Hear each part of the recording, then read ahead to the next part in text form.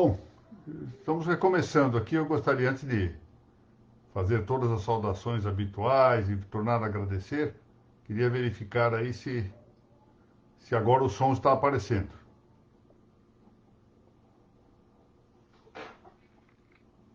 Ah, muito bom. Oh, que bom. Obrigado, doutora Laura Porto. Apenas anuncio que eu havia cumprimentado por seu aniversário ontem.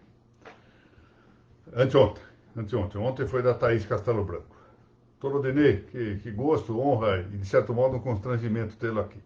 Bom, novamente, então, agradeço à Noruega do Paraná a generosidade com que apoia a, as nossas realizações, essas aulas da propedêutica jurídica, produzindo folder eletrônico de maneira muito diligente, graças também à liderança da doutora Mariana Herrera. Então, cumprimento a tabeliã Mônica Dalla Vecchia por esta gentileza. Quero também, mais uma vez, apresentar a minha solidariedade à família do prezado Mário Rezende Florense, tabelião substituto, que foi do primeiro de notas da capital de São Paulo, que é titular o Dr. José Carlos Alves, falecido no dia de hoje. Bom, nós estamos tratando do tema geral da propriedade jurídica, particular da uma excursão ao pensamento de José Pedro Galvão de Souza, e estamos cuidando do complemento do capítulo 8º do seu livro Iniciação à Teoria do Estado, que trata da estruturação do poder, formas de governo de Estado, regimes políticos. Já vimos formas de governo e formas de Estado. E vamos ver hoje regimes políticos e começar um tantinho o tema da organização corporativa, do corporativismo, particularmente para distinguir o corporativismo social do corporativismo de Estado, e tema que pretendo, se for possível, prosseguir na próxima semana, na próxima quinta-feira. Bom, lembremos, apenas para encaminhar a aula, que as formas de governo, segundo Aristóteles, são monarquia, aristocracia e politeia, que hoje nós chamamos de democracia, classificação essa que se fazia pela quantidade. Monarquia, forma de governo de um só, aristocracia de um grupo, politeia ou democracia de todo o povo. E tinha, do ponto de vista da qualidade, a corrupção correspondente à monarquia, à tirania, a aristocracia, a oligarquia, e a politeia, a democracia, que hoje nós chamamos de demagogia.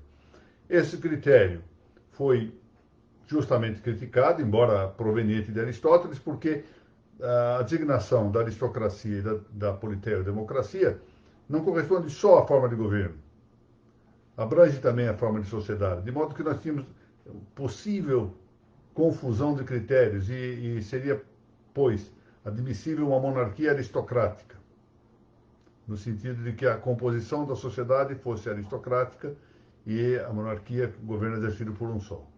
Ou democrática, na medida em que não houvesse distinção de direitos no ambiente da sociedade, teoricamente possível. Antes de prosseguir, chamemos a atenção aqui para um ponto que José Pedro observa com razão. A palavra aristocracia leva-nos frequentemente à ideia de privilégios. Mas entendamos isto com a devida correção. Há bons e maus privilégios, há privilégios injustos e privilégios justos. A aristocracia não é só nobilitação pelo sangue. Pode haver uma aristocracia de mérito, como pode haver uma aristocracia, por exemplo, econômica. A plutocracia é isto mesmo. Ou seja, privilégios concedidos em razão do dinheiro, para quem tem mais dinheiro. Portanto, há aristocracias boas e aristocracias ruins, conforme os privilégios sejam justos ou injustos. Guardemos-nos de imaginar que todo privilégio seja injusto. Essa é uma expressão, isso é uma manipulação ideológica a respeito da palavra privilégio que não é correta. Então, consideremos, por exemplo, vamos pegar aqui, Doutora Mônica Talavec é titular do primeiro cartório de notas do Boqueirão, distrito Boqueirão, em Curitiba. E, naturalmente, suponho que ela tenha a chave para ingressar no imóvel. A doutora Laura Porto, que mora aqui em São Paulo, não tem a chave do cartório, por óbvio, não há motivo, então, para tê-lo. Claro, pois, que então há um privilégio para a doutora Mônica de ter a chave do cartório. Mas é injusto? Claro que não é injusto. Quer ver outra situação? O governo federal, o presidente da República, concedeu um auxílio nesse momento de epidemia no país, um auxílio financeiro às pessoas, R$ 600 por mês, a várias pessoas que preenchem determinados requisitos. E isto foi um ato um privilégio justificado. E, curiosamente, partindo do governo federal, a quem não cabe, de acordo com o decidido no tribunal posterior, que a política a respeito da pandemia seja exercida pelos governos dos estados e pelos governos municipais. São esses os responsáveis, segundo a decisão que está em vigor. Mas, apesar disso, o governo federal está cumprindo essa ideia de fornecer um auxílio para as pessoas. Alguns recebem, outros não, de acordo com a necessidade. Isso é um privilégio de quem recebe. É um privilégio. E não é injusto. Portanto, nós temos privilégios justos e privilégios injustos. As formas de governo, pois, para evitar que uma parte se sobreponha à outra, dividem-se, do ponto de vista da quantidade, em monarquia e república. Embora haja episódios de república coroada, conforme nós mencionamos em outra ocasião, o que põe à mostra uma certa miscigenação das características da monarquia com a república. Falamos também da monocracia, cuidamos de observar as características específicas da monarquia e da república, e então tratamos das formas de Estado, observando que o Estado pode ser unitário ou simples e composto, também chamado de federal, embora a expressão Estado federal diga menos do que seja o Estado composto, que em seu gênero abrange também outras formas de união de Estados, ou união pessoal ou união real. Bom, e agora vamos tratar dos regimes políticos e depois um pouquinho da organização corporativa da sociedade. Pois bem, José Pedro chama com razão atenção para um ponto. Nós utilizamos a expressão regime político, deixa eu mudar um pouco isso. Nós chamamos habitualmente de regime político, às vezes, a forma de governo. Falamos no regime republicano, no regime monárquico.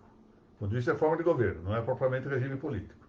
Da mesma forma, às vezes mencionamos a forma de Estado, como algo ligado à ideia de regime político, quando o regime político não é isto. Portanto, falamos de regime unitário, regime simples do Estado, regime federal do Estado, isso é forma de Estado. Às vezes utilizamos a expressão regime político também para significar a forma da sociedade. O regime democrático, um regime aristocrático, etc. Propriamente, a ideia de regime político diz respeito ao que amplamente se poderia chamar de ideologia do Estado. Então, sim, aqui cabe falar num regime, por exemplo, comunista, regime socialista, regime fascista, regime liberal, e vai por aí afora as designações que nós quisemos encontrar e apontar para a diversidade dos regimes. Isto é propriamente o regime, é aquilo que diz respeito à ideologia que inspira a organização do Estado. Qual é essa ideologia? É a ideologia socialista, como a que esteve em voga na União Soviética, está em voga na China, na Coreia do Norte, em Cuba, na Venezuela, em vias de implantação, segundo consta, na Argentina. É o que dominou nos últimos anos o Brasil, não é? Nas últimas décadas nós vivíamos sob um regime de inspiração ideológica socialista, que ainda se apresenta na estrutura estatal. Ou é um regime mais liberal ou menos liberal?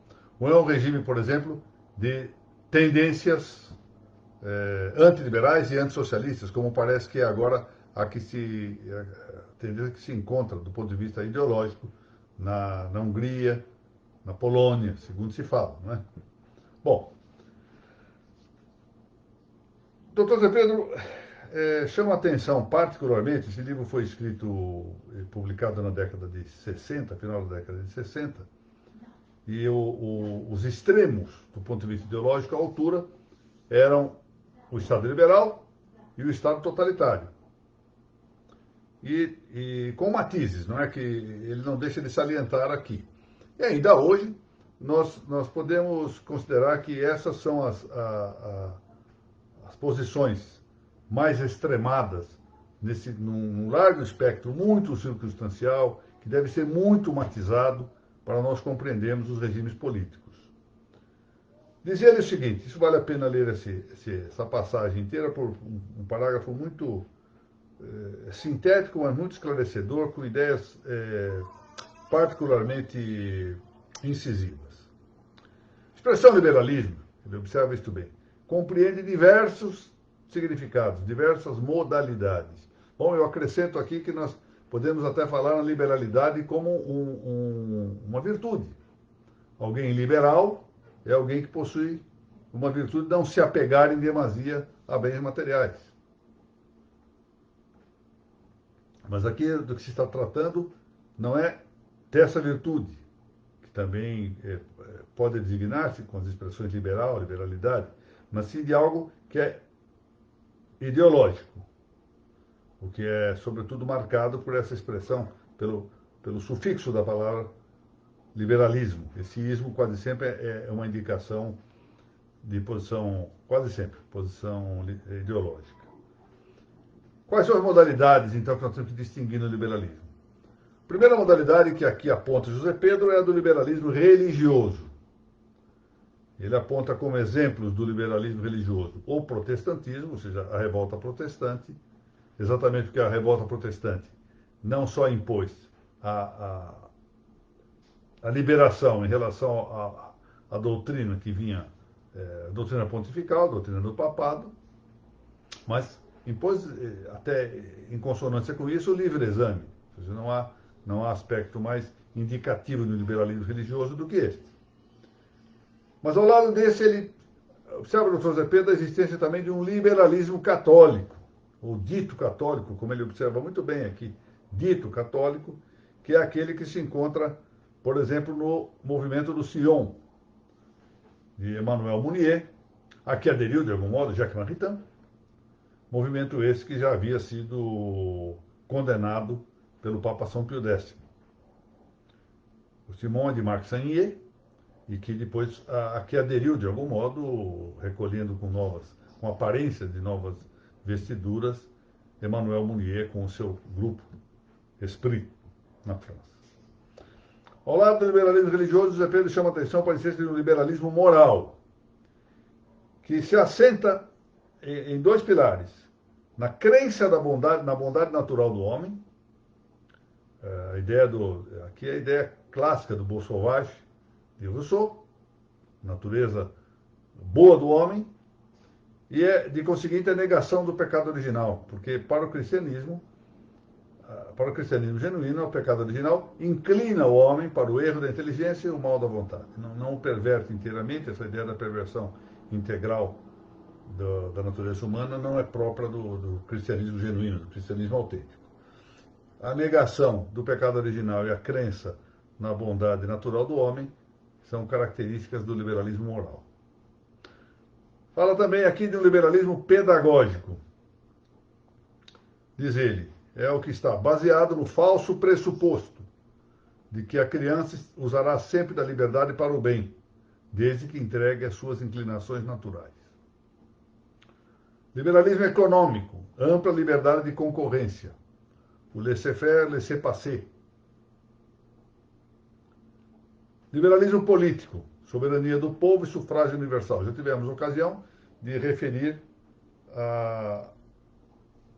a ideia do que se deve entender quando se fala que o poder vem do povo. Finalmente, o liberalismo jurídico, que tem o direito como simples produto da vontade humana.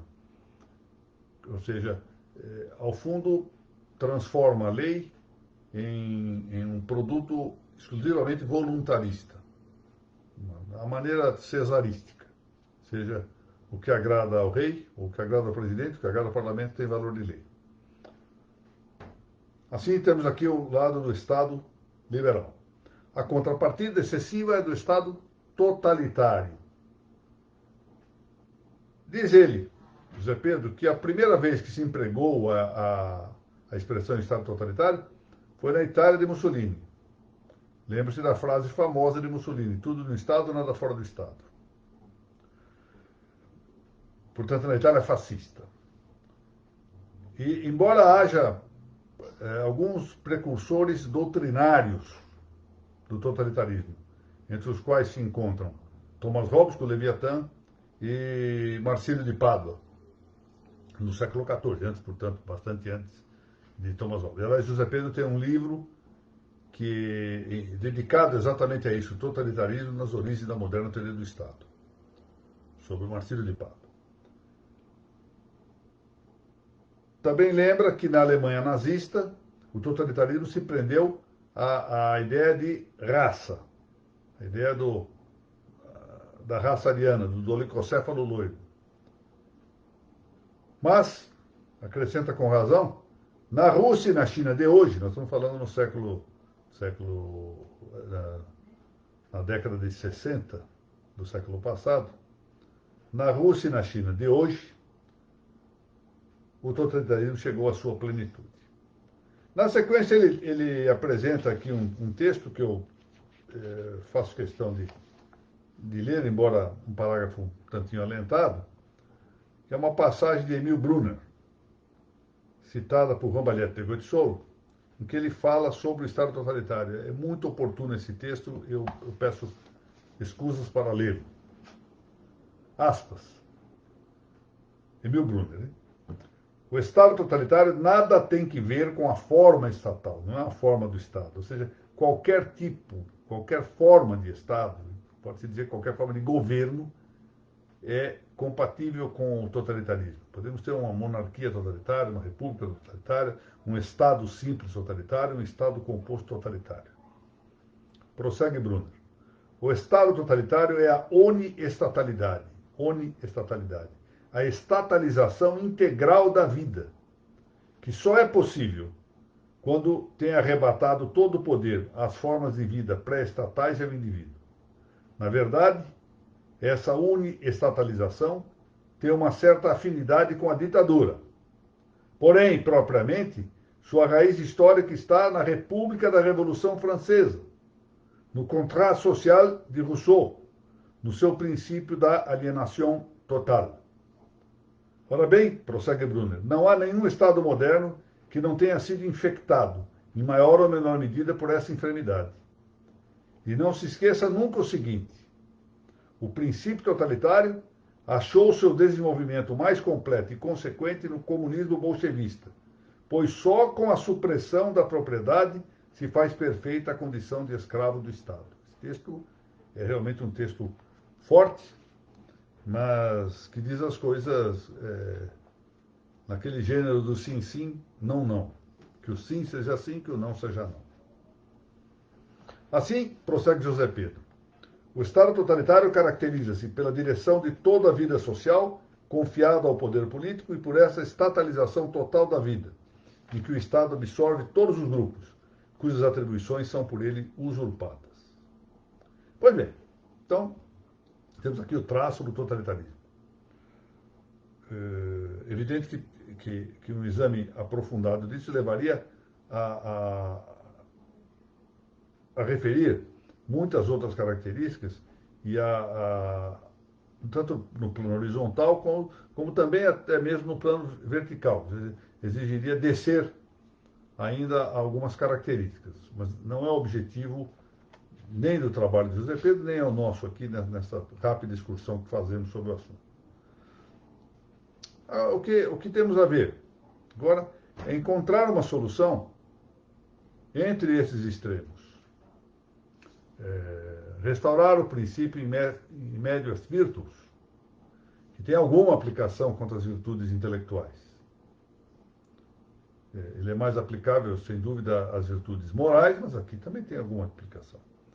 E aqui nós temos, de um lado, a anarquia individualista do liberalismo, que só se pode consagrar mediante, efetivamente, o caos, levar às últimas consequências a instalação do caos, em que o indivíduo, com só uso da sua vontade, uma vontade sem ordenação racional, absolutamente livre, faz o que bem entende.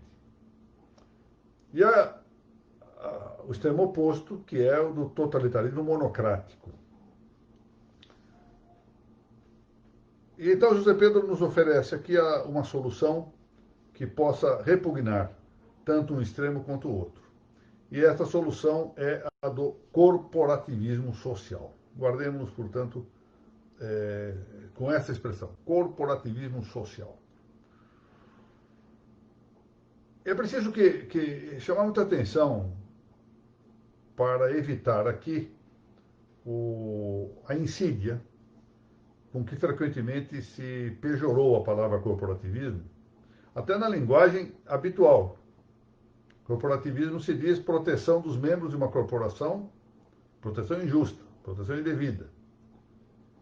E quando se traslada isso dessa linguagem de proteção de categorias para o campo político, pensa-se no corporativismo estatal, corporativismo de Estado. Tal existiu na Itália e, de algum modo, também em Portugal. Mitigado, mas de algum modo em Portugal. Então, nós precisamos entender aqui o exato conceito de corporativismo social como resposta a esses extremos da anarquia liberal, da injustiça do liberalismo e, igualmente, da injustiça do totalitarismo socialista, do socialismo totalitário. Talvez seja melhor falar em socialismo totalitário do que em totalitarismo socialista, como se alguma forma de socialista pudesse ser legítima.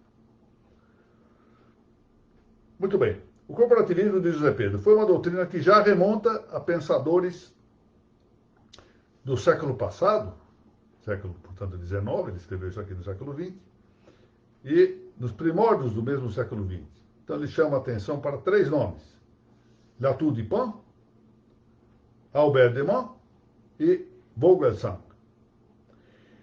E chama ainda a atenção para o fato de que houve uma tentativa prática de aplicação desse corporativismo social pelo chanceler Dollfuss, na Áustria, inspirando-se expressamente na doutrina da encíclica 40º ano do Papa Pio XI, uma encíclica de 15 de maio de 1931. Em que consiste o corporativismo social? Consiste em reconhecer a autonomia dos grupos corporativos. Com o limite, essa autonomia é o que dá o limite à ação do Estado.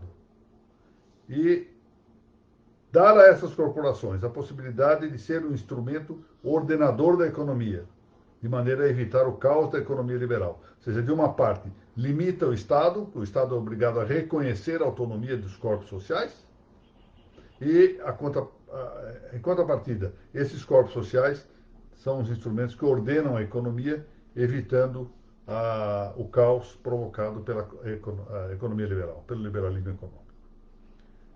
Aí prossegue José Pedro, observando que esta concepção do corporativismo social foi deturpada pelo fascismo italiano. Porque o que faz o fascismo italiano, reconhecendo a falência do liberalismo, resolve implantar um remédio para isso. Não nos esqueçamos de que Mussolini era proveniente das posições socialistas e, em rigor, nunca abandonou essas posições socialistas. E ele, então, implanta um corporativismo, uma forma de corporativismo, mas, em vez de deixar esses grupos sociais atuarem de maneira autônoma, resolve fazer com que esses grupos sociais se transformem em repartições públicas, repartições estatais. Então, as corporações são corporações do Estado, nada fora do Estado, tudo no Estado. Então, o Estado, no caso do fascismo italiano, em rigor, pela doutrina ao menos, pela ideologia ao menos, deveria rapidamente se aproximar do totalitarismo. Isso não acabou, por sorte, não funcionou de todo bem. Não funcionou de todo bem. Mas o fato é que o Estado corporativo se aproxima efetivamente do totalitarismo, não tem nada a ver diretamente, pois, com o corporativismo social. O Estado, no corporativismo de Estado, torna-se o órgão supremo diretor da organização corporativa, passando as corporações a ser não mais entidades autônomas em face do mesmo Estado, mas como que, diz José Pedro, departamentos do Estado, controlados pelo Partido Único. É, pois, esse corporativismo de Estado uma negação total do corporativismo de associação, corporativismo de sociedade, ou corporativismo social, que, por sua vez, é absolutamente antagônico de qualquer modalidade de totalitarismo ou de socialismo de Estado. Muito bem. Vamos ver uma coisa. A questão de pouco tempo atrás, lançou-se uma obra magnífica do Brian McCall. Brian McCall é um pensador norte-americano e escreveu um livro, A Corporação como Sociedade Imperfeita, como Comunidade Imperfeita. Ele passa em revista, então, essa ideia da corporação, das corporações, mostrando que elas já se encontravam em Roma e a importância do seu papel como universalidade. E aí, essa ideia se integrando ao longo do tempo, já agora avançando pela Idade Média, porque as corporações só vão desaparecer, elas começam a entrar em decadência, mas desaparecem em rigor, como sistema, com a Revolução Francesa, ou no entorno da Revolução Francesa, integrando na ideia de corporação a universidade, os mosteiros,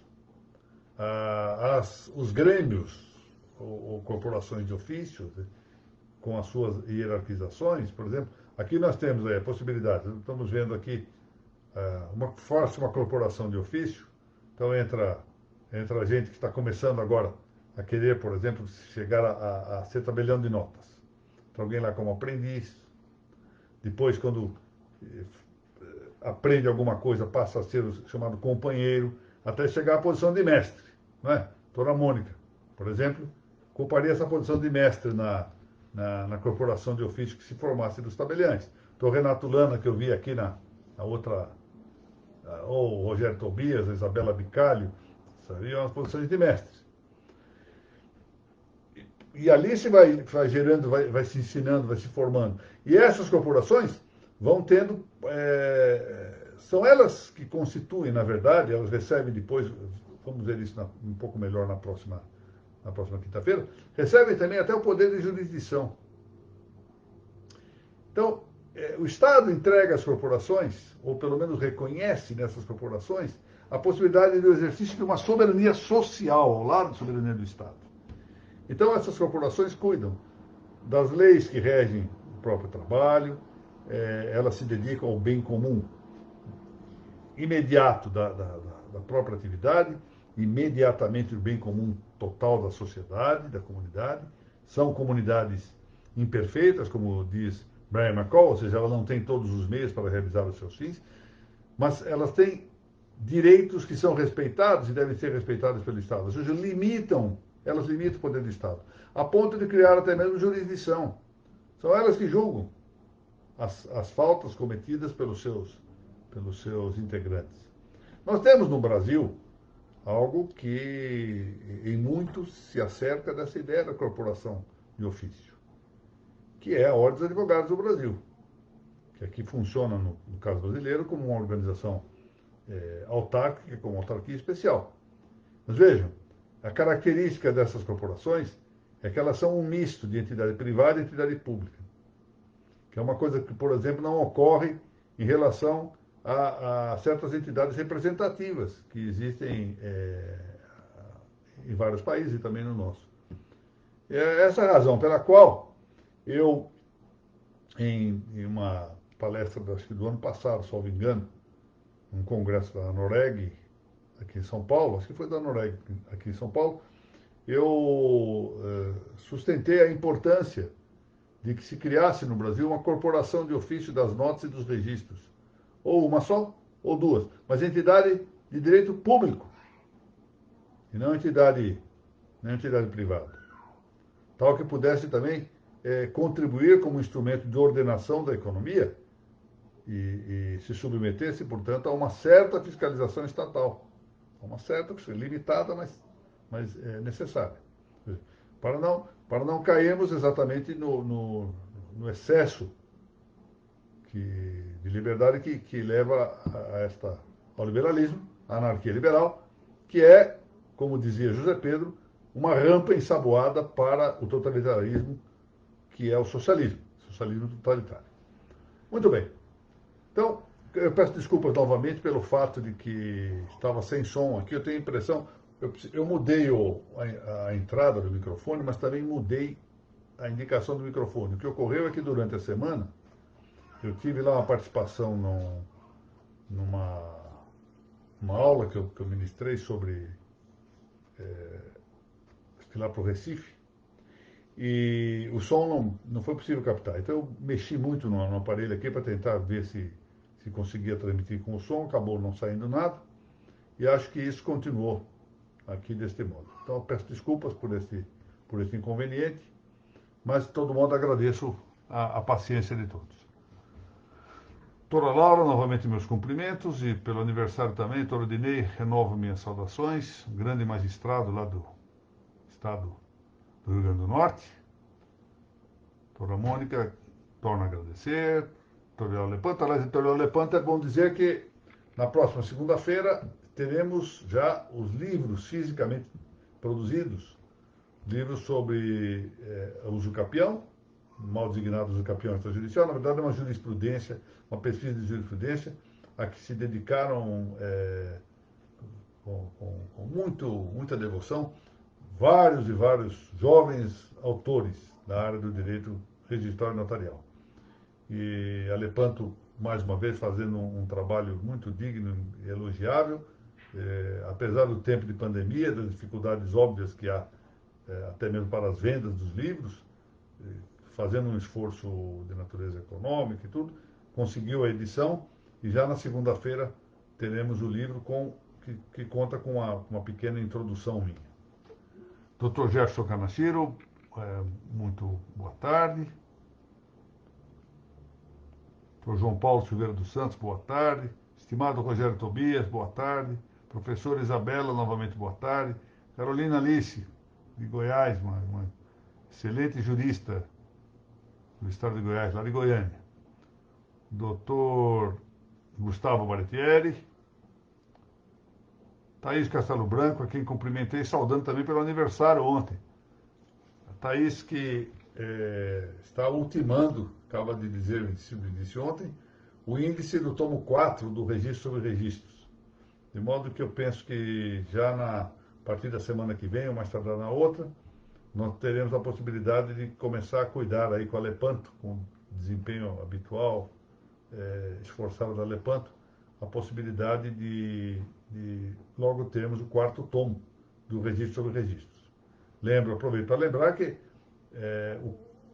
a sequência de aulas do Registro sobre Registros, das exposições, glosas, comentários, essas exposições se faziam na página da Uniregistral, e agora estão na página da Noréga do Paraná. Toda quarta-feira, às 10h30, faz-se ao vivo uma das aulas. Amanhã, portanto, na página do Facebook da Noréga do Paraná, espero a presença de todos, vamos continuar já na aula 193, o nosso curso do Registro sobre Registro. E o texto da aula da manhã, o documento que apoia a aula da manhã, já está na página da Noréga do Paraná, aí do site da Noréga do Paraná. Doutor Abil Rus Neto, se não me engano, o senhor é um magistrado, não é? Se for, muito obrigado, meu colega, de entrar aqui na página. Doutora Margarete Maia, estimada amiga, muito boa tarde. Doutor Mário Martinelli, que está sempre presente aqui, muito obrigado pela presença, é uma honra muito grande. Doutor Fausto, minha saudação. Brian McCall, vamos lá, vou escrever já aqui para não esquecer. Brian McCall.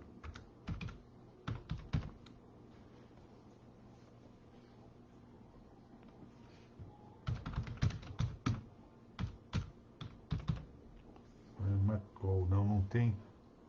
Acho que não tem esse aqui, ó. Macau.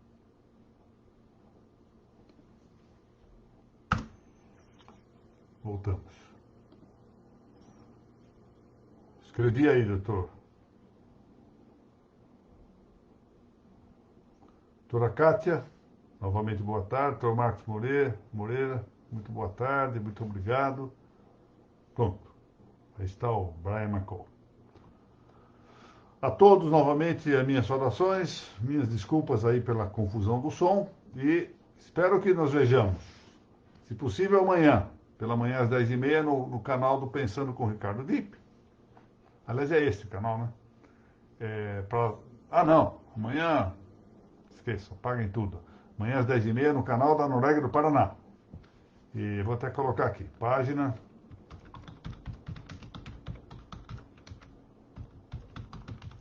do Facebook.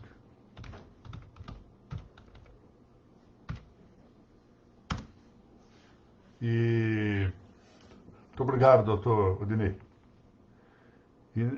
Na quinta-feira, vemo-nos na nossa reunião, se Deus quiser, do final da tarde. Muito obrigado a todos.